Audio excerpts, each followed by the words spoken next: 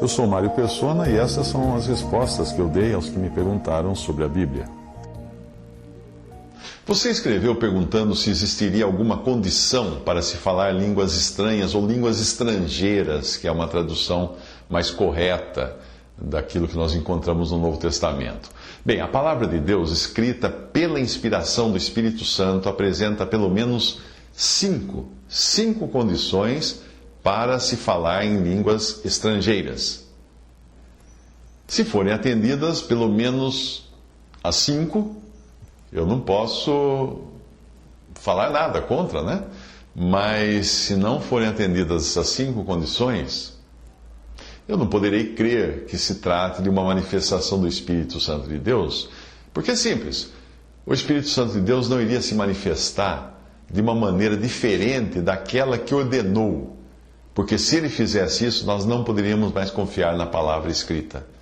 Se o Espírito Santo de Deus abrisse exceções e se manifestasse da maneira diferente àquela ensinada por ele próprio.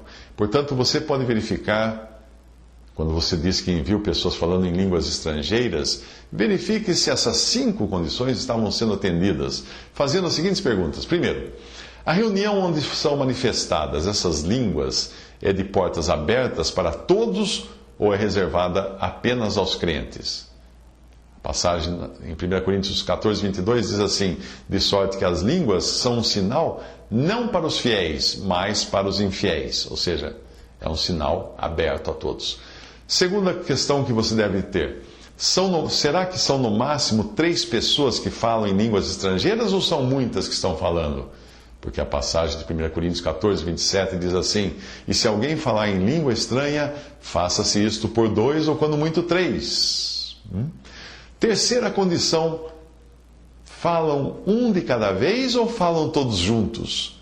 1 Coríntios 14, 27, a continuação daquele mesmo versículo, diz assim: e por sua vez, ou seja, um depois do outro, não todos juntos. Quarta condição: existe interpretação simultânea de todos os que estão falando? Porque em 1 Coríntios 14, 27 fala: haja intérprete, mas se não houver intérprete, esteja calado na igreja. Quinta condição: as mulheres também falam nessa reunião? Veja o que diz 1 Coríntios 14, 34. As mulheres estejam caladas nas igrejas porque lhes não é permitido falar. Pode-se acrescentar ainda mais uma pergunta, uma sexta questão. Existem judeus presentes? Por quê? Por que essa questão? Porque Deus não enviou sinais para convencer os gentios, ou gregos, mas sim para convencer os judeus. Porque os judeus pedem sinal e os gregos buscam sabedoria, fala 1 Coríntios 1, 22.